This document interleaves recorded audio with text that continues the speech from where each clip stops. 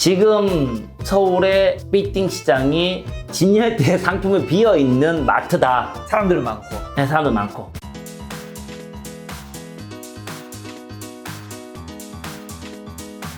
오늘 주제는 건물주 되는 법 편입니다. 이제 그분들이 건물을 살 때 좀 참고할 수 있게 최근 6년간의 뭐 빌딩 시장의 변화라든가 예. 실제 거래 사례, 뭐 6년간 바뀐 것들과 빌딩 투자할 때 뭐 중요한 포인트들 좀 보여줄 자료 가져가 주셨다고. 예, 그래서 제가 15년부터 꼬마 빌딩이라는 단어가 나오면서 많이 거래가 되기 시작했었거든요. 네. 그래서 15년부터 2020년까지 총 네. 6년간 자료를 제가 정리를 좀 했었는데, 네. 지금 이 자료는 2015년부터 2020년 11월까지 자료인 거죠? 그렇죠, 예. 네. 보시면은 이게 월별로 이제 매매된 건수들, 그러니까 서울시 기준으로 네. 비주택 비중이 50% 이상 된, 그러니까 건축물의 주 용도가 근생시설인 것들을 뽑은 거예요. 주택 비중이 많은 것들은 제외시켰습니다. 상가 그래서 위주인 거죠? 예, 2015년에 전체 팔린 매매 건수가 2,461건이 팔렸어요. 네. 그러면서 1월달, 2월달, 3, 4 이렇게 올라가게 된 거죠. 네. 통상적으로 5, 6, 7, 8월 달에 거래가 좀 많이 되는 편입니다. 왜 그러냐면은 사람들이 밖에 많이 이제 다니잖아요. 그러면은 어차피 이 빌딩에 있는 임차인들은 온라인보다는 오프라인 영업이거든요. 그렇죠. 그래서 사람들이 많이 다니면서 자기 가게 와서 먹고 마시고 구입하고 하면서 매출을 올려줘야 되는 거잖아요. 그리고 또 매수자도 그런 지역에 있는 건물을 살려고 보다 보니까 길거리 사람들 많네? 네. 그러면 내가 사고 싶은 마음이 더 들겠죠. 네. 지금 아무도 없는 때보다는. 그렇죠. 그래서 이렇게 올라갔습니다. 그러면 15년 2,461건이 어차피 팔렸고요. 이사철과 좀 비슷한 부분도 있네요. 그렇죠. 3월달 이사 많이 하잖아요. 그리고 이제 계절적인 요인도 좀 있는 네. 거죠. 예. 그리고 16년도는 더 올랐습니다. 2,743건이 거래된 거죠. 이게 14년 7월 달에 DTI가 70% 올라가면서 아파트가 거래되기 시작했잖아요. 네. 아파트를 파신 분이 그 아파트 판 매매 대금 가지고 또 아파트를 사신 게 아니라 네. 그 돈 갖고 건물로 넘어온 거죠. 네. 그래서 15년도에 넘어오시고 16년도에 넘어오게 된 거죠. 그래서 15년보다 16년도에 매매 건수가 더 많아진 거예요. 그리고 이제 이 5, 6, 7월 달에 이제 정점을 좀 찍고 있는 거고요. 네. 그리고 17년도도 그래프는 똑같습니다. 5, 6, 7월 달에 정점을 찍습니다. 네. 그런데 매매 건수는 16년보다 줄어들었어요. 줄었죠. 왜 그럴까요? 법이 바뀌었네. 아니요. 박근혜 정부가 끝나고 문재인 정부가 출범했죠. 네. 문재인 정부가 출범하고 부동산 정책을 하나씩 발표하기 시작하죠. 네.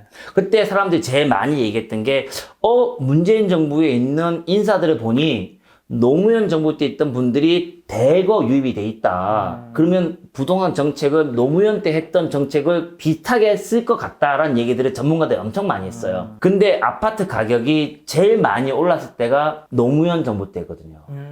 그러면 이 정부 때도 문재인 정부 때도 올라갈 거다라고 예상을 하면서 건물 사러 오셨던 분들이 다시 아파트로 가시는 거죠. 그때 17년도에 제가 상담하면서 제일 많이 얘기 들었던 게, 그때 제가 대표할 때였으니까, 대표님, 건물 살까요? 아파트 살까요? 그래서 제가 많이 이제 답변 드렸던 게, 주택 있으십니까? 주택 하나 있습니다. 아파트 있어요. 그러면은 건물 사시고요. 주택이 없으시면 아파트 사세요. 아파트 1가구 주택 비과세를 극복할 만큼의 양도 차익은 없습니다. 비과세가 최고입니다. 그래서 아파트 사시라고 보내드린 분도 계시고, 아파트 있으면은, 그럼 아파트 하나면 됐죠. 2개, 3개 만들지 마시고, 이제 건물 사시죠. 라고 하면서 저도 그때 불평을 했었거든요. 네.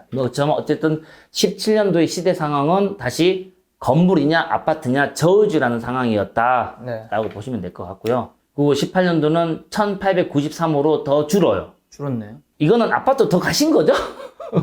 저울질 했는데 아파트가 더 좋은 것 같아요. 근데 보시면은 아파트 가격이 가파르게 오른 게 18년 여름부터 가파르게 올랐어요. 네. 그러다 보니까 당연히 갈 수밖에 없죠. 그래서 이 보세요. 뒷부분, 이 부분이 점점 더 주잖아요. 점점 갈수록 점점 주잖아요. 네. 그 전에 있던 표들은 5, 6월, 7월 달에 자 높은데 꼭지점이잖아요. 네.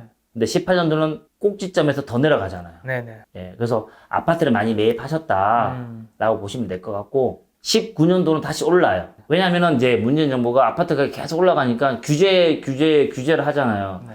그래서 19년도에 제일 많이 또 얘기 나왔던 것들이 네. 현 정부에서 할 수 있는 규제는 다 나왔다. 이 규제는 나올 건 다 나왔고 이걸 실행을 하냐 못하냐, 강약을 조절하냐 못하냐 이런 것들이 관건이다라는 얘기들을 많이 하셨거든요. 아파트를 전문으로 하시는 분들이. 그러면서 다시 아파트에서 좀 건물을 넘어온 분들이 조금씩 계셨다가 네. 2019년 11월 달에 이렇게 올라요. 이게 뭐냐면 이때 이제 1216이었죠. 그 정책. 네. 맞나요? 부동산 대책. 예. 부동산 대책 1216 대책이 나왔을 때죠. 네네. 이때 그 대책에 포함된 것 중에 가장 강력했던 게 15억 이상 되는 주거시설을 매입하려고 하면은 대출에 한 푼도 안 해주겠다. 이때부터였구나. 그러면 아파트 살 수가 없죠. 없죠. 본인 돈 15억으로 15억짜리 아파트 사야 되는데. 몇 명 되겠어요? 그렇죠. 안 되죠. 그리고 아파트 가격도 10억 이상 다 올랐는데. 그때만 해도 다 뭐 강남 같은 경우도 뭐 한 20억, 25억 이렇게 부를 때였는데. 그러니까 이제 못 사는 거죠. 그러니까 그 돈 가지고 이제 건물로 오는 거죠. 네. 그리고 이제 2020년 작년이죠. 그 추세가 점점 느는데 2월 달에 코로나가 심해졌죠. 그리고 이제 매수세가 뚝 떨어진 거죠. 네. 근데 이렇게 매수세가 떨어졌다 하더라도 매매 가격이 낮춰지진 않아요. 왜냐면은 매도자는 이제 버티는 거죠. 어차피 이 소나기 지나가면 또 매수자 올 거야. 버티자. 네. 그리고 매수자는 좀 지켜봐야 될 것 같다라고 간망세죠. 그래서 2020년 2월, 3월, 4월 넘어가면서 간망세가 심해진 거고 4월 말 지나면서 5월 접어들면서 매수세가 가파르게 올라요. 이게 왜 그러냐면은 3월 달, 그러니까 20년 3월 달, 4월 달에 금리를 많이 낮춰줘요. 코로나 때문에 이제 경기를 부양하고 자금을 많이 풀면서 금리를 0.5 한번 낮춰주고 0.25 또 낮춰줘가지고 대출하기 더 좋아졌구나. 그렇죠. 0.75가 20년 3, 4월 사이에 금리가 0.75가 떨어진 거죠. 네. 그러니까 이때부터 대출 받으시는 분들이 대출 받고 내는 금리가 2.5다, 2.4다 이런 얘기들이 많이 나왔어요. 좀 신용 좋으신 분들 같은 경우는 2%도 받아요. 야. 대출 금리를. 그리고 5월, 6월 가파르게 거래되면서 이렇게 많이 올랐죠. 그래서 5월 달에 이제 이태원에서 2차 유행이 시작됐잖아요. 근데 그 2차 유행은 이런 매수자들의 마음을 막지 못했어요. 2, 3, 4월 때는 간망을 했었지만 이때 한두 개 팔리다 보니까 자기가 간망을 하면서 검토했던 게 팔려버렸잖아요. 네. 그러니까 이제 매수자도 이제 막 급해진 거죠. 약간 패닉 바잉에 접어든 거죠. 그러면서 막 사는 거죠. 뭐 이때 제일 많이 했던 게 괜찮으면 가격 뭐 던지는 거죠. 그러니까 아파트를 거래하셨던 분들은 아파트 사시면서 가계약금 많이 주잖아요. 왜냐면 다 안에 내부가 다 비슷하니까. 네, 그쵸. 근데 그 형태 그대로 건물을 사시는 분들도 가계약금 주시는 거예요. 근데 건물은 안에 내부도 봐야 되고 다 따져보고 해야 되는데 마음이 급하니까. 급하니까 실제적으로 뭐 100억짜리 사시는 분이 100억짜리 건물을 사시는 분이 가계약금 5억을 그냥 바로 쏘신 거죠. 우리 내일 계약하자. 딴 사람한테 팔지 마라. 나한테 팔아라. 붙잡아 놓으려고. 뭐 그런 형태도 있었고요.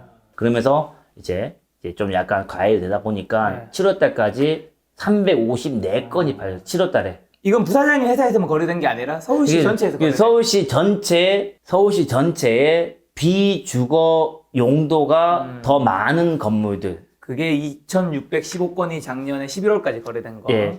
그 거래 신고를 하면은 국토부에 이제 다 기록이 남잖아요. 그렇죠. 아파트처럼 건물도 다 거래 사례를 다 남겨 놓습니다. 그런 것들을 다 이제 통계 수집을 해서 네. 제가 지금 통계 낸 거죠. 20년 7월 달에 정점을 찍어요. 그러니까 6년간 매매된 건수 중에서 350건이 넘는 달은 이때밖에 없어요. 그렇네요. 예. 가장 거래가 많이 된 거죠. 네. 금액도 많이 올랐는데. 네. 그리고 8월달, 9월달, 10월달, 11월달 해서 줄어듭니다. 이건 왜 줄어들었을까요, 작가님? 2차 대유행 때문에 그런 건가요? 아니죠. 매물이 없어졌어요. 사람들이 안 파는구나. 그거죠. 우리가 마트를 갔어요. 근데 뭐 진열된 상품이 많아요. 그래서 막 사재기를 막 했어요. 근데 이제 창고에 있는 걸 가져와야 되는데 창고에도 없어요. 그럼 가져올 게 없죠. 그 마트에 진열대에 상품들이 비어 있을 거 아닙니까? 지금 서울의 빌딩 시장이 진열대에 상품이 비어 있는 마트다. 사람들은 많고. 네, 사람들 많고. 그리고 이제 저희들한테 좋은 물건 없어요? 라고 말을 하면서 마트 주인한테 제품 갖고 오세요. 제가 살 테니까 이라고 말을 하고 있는 상황이라고 보시면 되죠. 이야. 이거는 이제 월별로 분석한 거고요. 네. 요걸 제가 그래프로 좀 보니까 이제 연도별로 색깔을 좀 나눴어요. 네. 근데 어쨌든 20년 7월달 354건이 최고 정점입니다. 그리고 6년치를 다 종합적으로 보시면은 20년 7월달에 가장 정점으로 제일 많이 거래가 된 거고요. 그렇죠.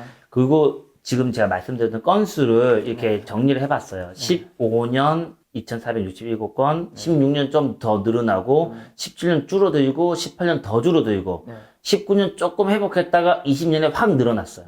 그래서 지금 20년에 팔린 건수가 16년보다 조금 못하죠. 그런데 12월달치가 반영이 안 된 거잖아요. 그럼 12월달이 반영이 되면은 제 생각에는 16년치보다 더 많은 건수가 조사될 걸로 보여지고요. 요것도 중요한 게 뭐냐면은 이게 매매된 건수의 매매 금액을 다 더한 총 합계액이에요. 15년 8억이었죠. 16년 9억이었죠. 이때는 상승률이 미비했었는데 지금은 전체 거래된 건물의 합계 금액이 21조가 넘어요. 그러면은 보세요.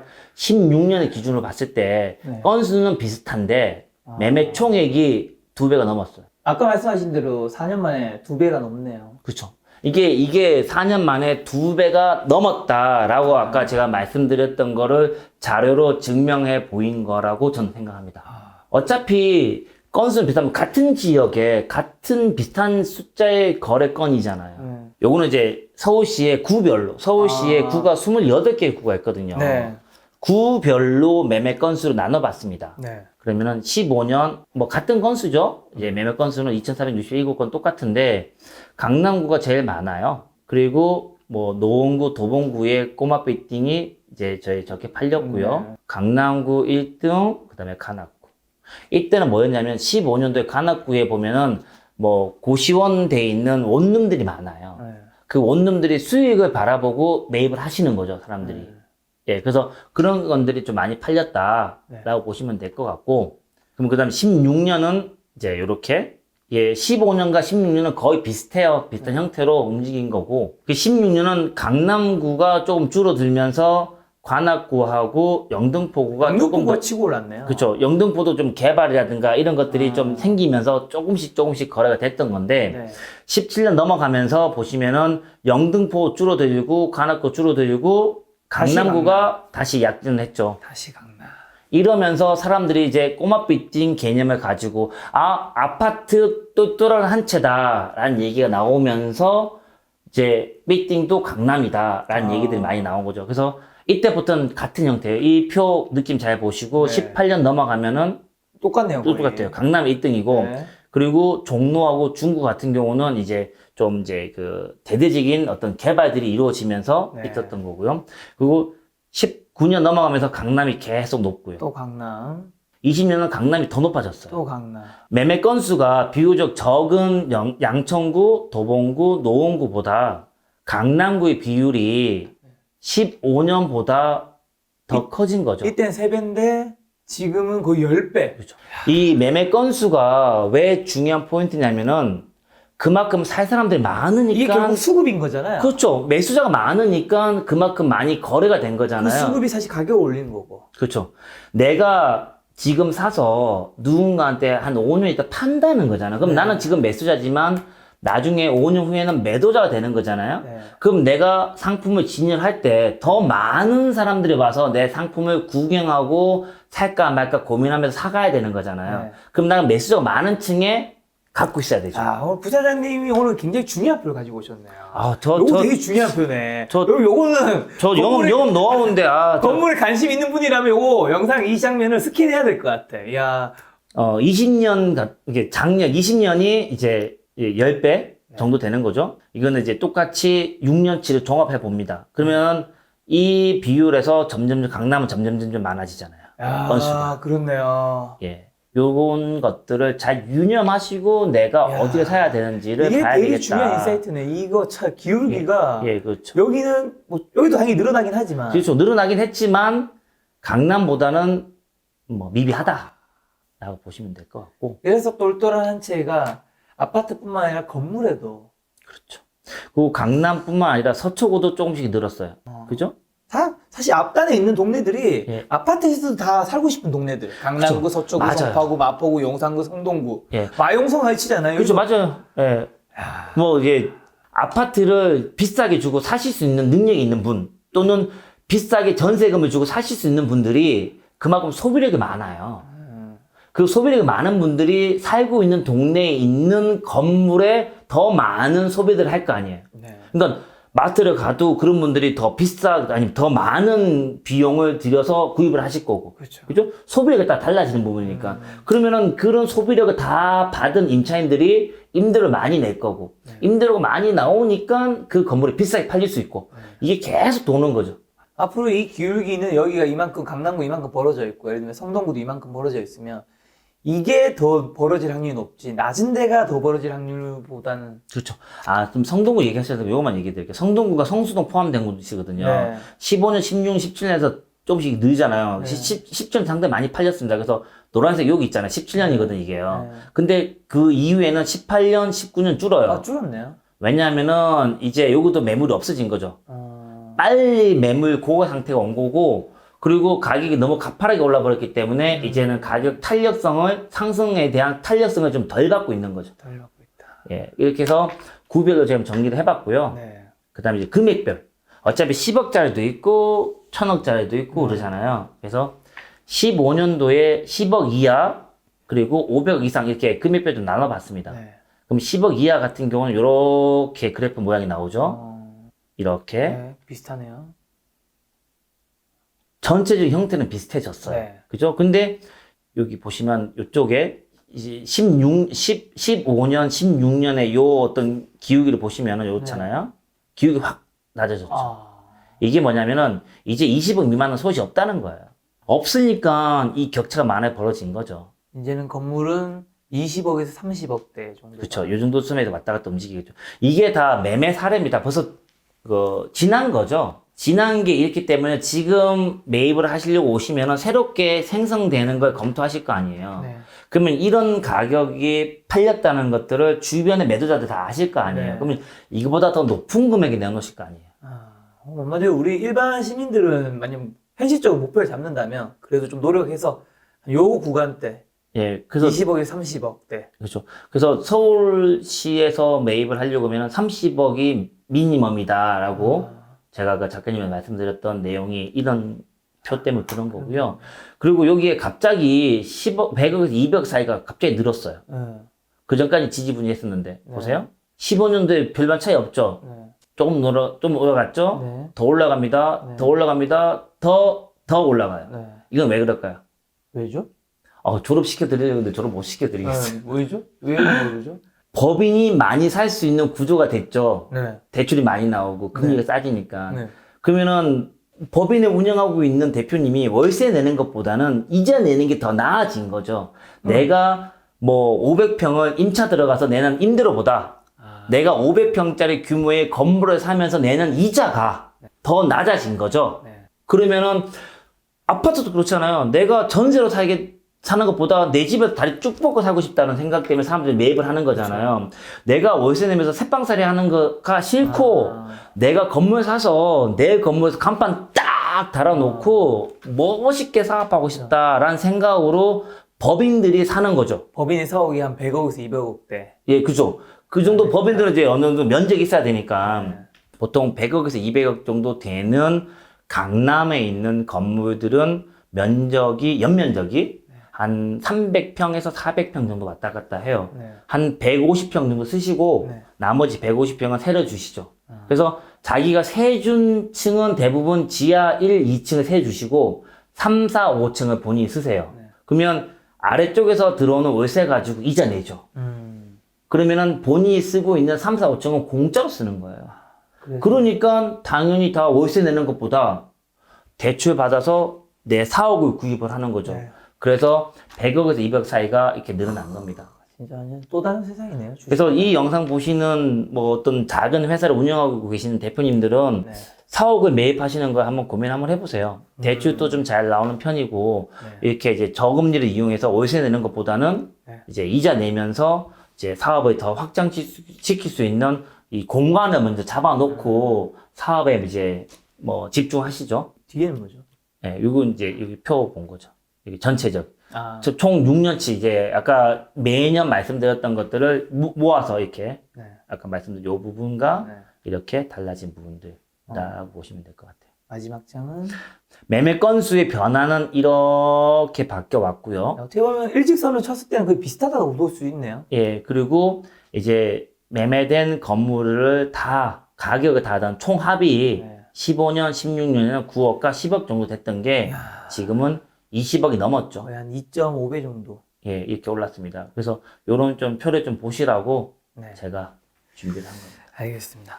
빌딩 시장 예상과 주요 지역별 뭐 투자 방향과 코로나 시대, 빌딩 투자 요즘에 관심 많은 시대인데 또 어떻게 보면 사회적 거리두기라서 또 투자가 또 부담될 수도 있고. 그렇죠. 이게 많은 매수자분들이 물어보시는 얘기인데, 네. 공실률은 코로나가 종식되지 않는 한 조금씩 더 늘 수도 있고요. 네. 또 지금 임차인들이 연체를 하거나 좀 힘들어 하시는 분들이 많이 있는 사실이에요. 네. 그럼 이거는 빌딩을 매입할 때 마이너스 요인이죠. 그러면 이렇게 경기가 안 좋고 임차인들이 힘들어서 장사를 못 하겠다라고 하는 상황에서 과연 금리를 올릴 수 있을까요? 네. 못 올리죠. 그러면은 저금리가 계속 지속된다는 거는 건물을 매입하는 매수자 입장에서는 플러스 요인이죠. 네. 그리고 이렇게 코로나 때문에 힘들어하는 이 그 자영업자라든가 중소상인들을 돕기 위해서 계속 돈을 풀고 있잖아요. 통화량이 많아지면은 그 통화량이 주식 시장이나 부동 시장 흘러갈 수밖에 없고, 그러면 자산의 가치는 올라갈 수밖에 없습니다. 그래서 저금리를 이용하는 플러스 요인과 통화량이 많아지는 이런 것도 플러스 요인이죠. 왜냐하면 건물은 실물 자산이니까. 네. 돈 가치가 떨어진다는 얘기잖아요. 통화량이 많아진다는 얘기는 돈 가치가 떨어진다는 얘기잖아요. 그럼 실물 자산을 갖고 있는 분은 가치가 올라갈 수밖에 없죠. 3년 전에 10억이 지금 10억이 아니잖아요. 아니죠. 예, 그런 맥락으로 보시면 될 것 같고, 그리고 이 임차인이 이제 영업이 힘들어지니까 공실이 더 늘어나는 건 맞아요. 대신에 월세를 적게 받을 수밖에 없겠죠. 대신에 이자를 적게 내겠죠. 저금리니까. 네. 그러면 건물주는 운영은 가능해요. 네. 근데 여기서 이제 수익을 더 바라보신다 그러면은 건물 시장에 관심을 가지시는 건 안 맞는 거죠. 임대 수익을 바라본다면. 그렇죠. 예.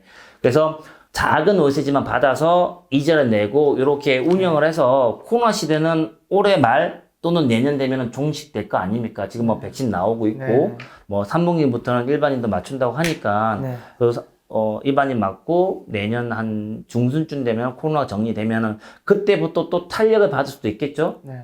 뭐 그때에 대해서 더 주고 사는 것보다는 지금 사셔서 또는 지금 건물을 갖고 있는 상태에서 조금 버티시다가 나중에 이게 상승이 되는 그 시장을 맞이하셔야 되지 않을까라고 생각합니다. 그래서 올해도 작년과 똑같이 네. 매수자들이 많은 시장이 될 거고 매도자들이 좀 키를 쥐고 가는 시장, 그래서 매도 우위 시장이 될 것 같고, 지역은 아까 표에서 말씀드렸다시피 뭐 강남권이 좀 중심으로, 그래서 강남구가 가격이 많이 이제 높아졌기 때문에 일반인들이 사기에는 쉬운 시장이 아닌 게 됐어요. 그렇죠. 아무리 대출이 많이 나와도 쉽지 않은 시장이 돼버렸으니까 그 다음에 사람들이 어떻게 하냐, 강남구 옆에 있는 서초구와 송파구로 보죠.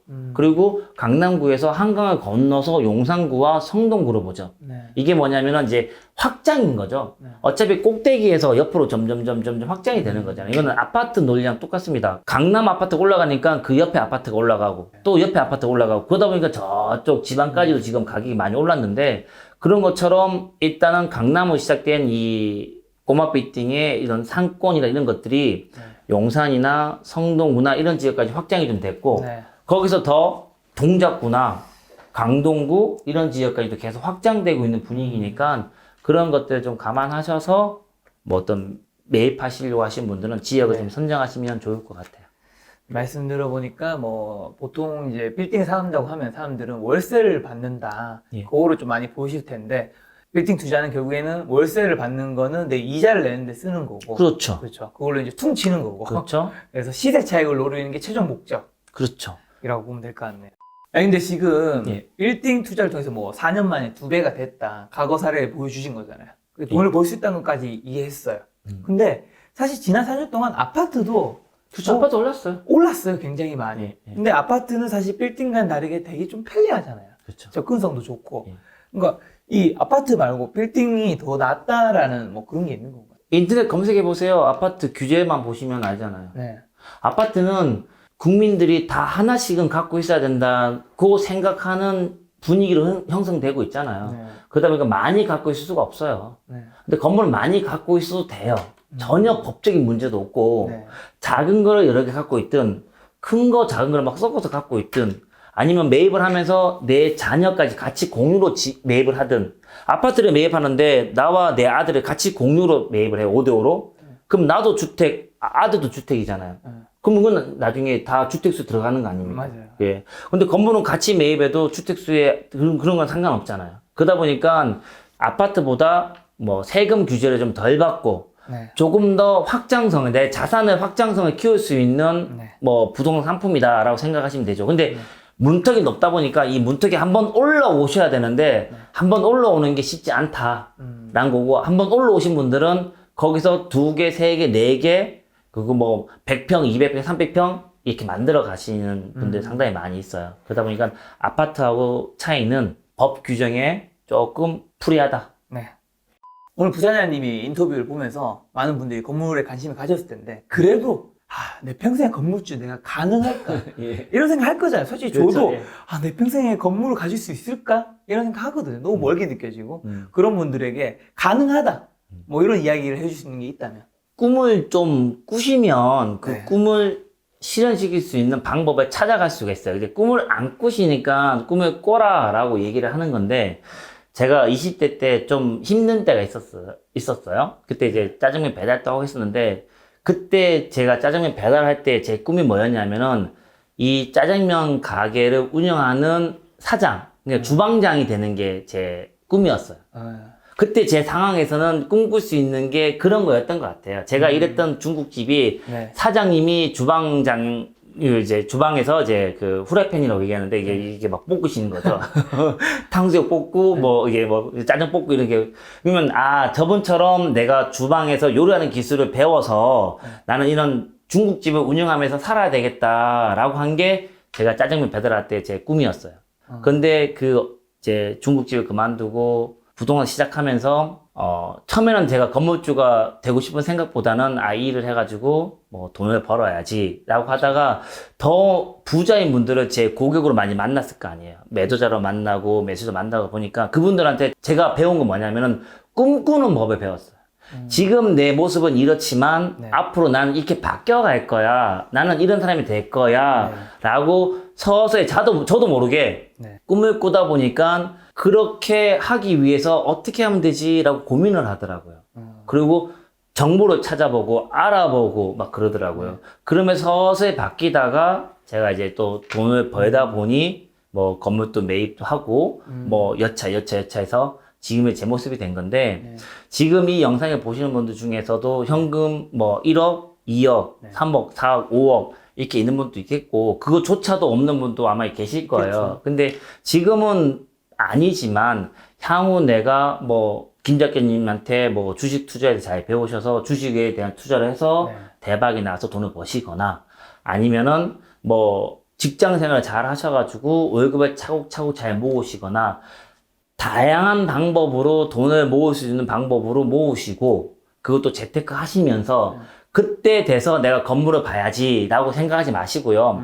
돈을 모으고 돈을 불리고 있는 지금 중에서도 건물에 관심을 가지시고 인터넷이나 아니면 뭐 스마트 앱이라든가 이런 거 잘 이용하시면 최근에 매매 사례라든가 이런 것들이 노출된 앱들이 많이 있어요. 밸류맵이나 디스코나 뭐 이런 앱들이 있습니다. 그런 앱들을 핸드폰 까셔가지고 심심하실 때 한번 보세요. 그래서 가격이 많이 올랐구나. 여기 많이 팔리는구나. 여기 많이 거래되고 있구나.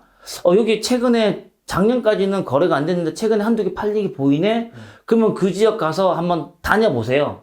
흔히 이제 임장활동, 뭐 답사라고 얘기하는데 그러면서 요 지역이 이렇게 바뀌어가고 있구나. 그럼 내가 돈이 생기면 요것도 한번 투자해봐야지 라고 하면서 돈이 없더라도 그 지역에 있는 부동산 중개인한테 가서 여기 뭐 건물 살리면 얼마 정도 해요? 뭐 10억, 뭐 20억 하는데요? 그럼 제가 한번 볼 수 있을까요? 라고 가서 보세요. 돈 없다고 안 보여주지 않잖아요. 그럼 그 중개인이 얼마 있으세요? 라고 하면 살 만큼 있어요? 이러면 되잖아요. 왜 통장 잔고를 보자 뭐 이러지 않을 거 아니에요. 그렇죠. 제가 뭐 한 20억 있습니다. 뭐 그럼 되잖아요. 말을 하면 되는 거니까. 예. 나이도 젊으신데 뭐 이렇게 돈이 많으시네요. 아버님한테 좀 뭐 받을 게 있어요? 이러면 되잖아요. 그리고 다녀보세요. 그러면 뭔가 조금씩 이제 느끼는 게 있으실 거예요. 눈이 넓혀지죠. 그렇죠. 눈이 넓혀지죠. 시야가 넓어져야지 그 안에서 방법을 찾아요. 시야가 좁으면은 절대 못 찾습니다. 네. 아니, 저는 마지막에 부사님이 해주신 얘기가 너무 좋은 게 사실 우리가 어떤 환경이 주어지면 그 환경 밖을 잘 못 보잖아요. 우물한 개구리죠. 네, 우물한 개구리 우물 밖을 못 쳐다보는 것처럼 저도 사실 예전에는 그 집에 대해서 뭐 그렇게 좋은 집에 살고 싶다 이런 마음이 별로 없었거든요. 근데 나중에 알게 된 게 제가 그런 집을 가본 적이 없었더라고요. 나중에 되게 강남에 좋은 집에 가봤어요. 좋은 집에 가봤는데 뷰가 너무 좋은 거예요. 맞아요. 그 집안 인테리어 너무 좋은 거예요. 그때 나는 이 바깥 세상을 알지도 못하면서 알지 못했기 때문에 꿈꾸지도 못했구나. 네, 맞아요. 어쩌면 우리가 주어진 틀 안에서만 생각을 하는데 어떻게 우리가 성공을 하고 싶다, 뭐 부자가 되고 싶다라는 건 이 틀이 아니라 다른 틀로 나가야 되는 거잖아요. 네, 그럼 그 맞아요. 틀을 사실 볼 수 있어야지 갈 수도 있는 건데 사실 맞습니다. 부자인 집안에서 자식이 부자가 될 확률이 높은 게 저는 물려준 재산도 있지만 그것도 되게 크다 생각해요. 그렇죠. 맞아요. 보여주는 시야가 너무 넓어요. 네, 맞아요. 예. 그렇다면 우리가 그 환경에 주어진 게 그렇다면 그 지금 당장 바꿀 수는 없더라도 지금 부사장이 말씀하신 것처럼 그 집에 내가 한번 가서 볼 수는 있잖아요. 그렇죠. 그러니까 저도 요즘에는 무슨 생각하냐면 내가 나중에 언젠간 정말 좋은 집에 가고 싶으니까 되게 비싼 아파트를 그냥 한번 보러 가볼까? 그렇죠. 그 좋은 방법이라니까. 돈 드는 거 아니잖아요. 예, 맞아요. 예. 예를 들면 정말 나중에 한 몇십 년 뒤에 정말 좋은 차를 사고 싶다면 그냥 한번 좋은 매장 가서 차를 한번 보는 거예요. 맞아요. 사실 그 자체가 동기부여가 좀 되기도 하고 내 눈에서 약간 그려지는 부분이 있잖아요. 맞아요. 예. 그렇게 해야 됩니다. 그래야지 시야가 넓어지고 그게 현실로 될 수 있는 확률이 조금씩 높아지는 거니까. 그렇죠. 예. 오늘 방송 보시면서 어떻게 보면 사실 저도 오늘 부사장님 얘기 약간 거리감 느껴질 정도로 금액이 큰 부분도 있었어요. 왜 그러세요? 이게 구독자 많은 분이. 시청자분들도 그런 부분이 있을 것 같은데 예. 오히려 그거를 우리가 좀 보고 접하면서 그 거리감을 좀 줄여야지 우리가 나중에 그 꿈에 도달하는 거리감도 좀 줄어들지 않을까. 빙고. 네, 그런 생각이 드는 시간이었습니다. 오늘 만나뵌 손님은 온빌딩 부동산 중개의 오동혁 부사장님이었습니다. 지금까지 여러분 소중한 시간 함께 해주셔서 정말 감사합니다. 오늘도 김 작가였습니다. 고생 많으셨습니다. 감사합니다.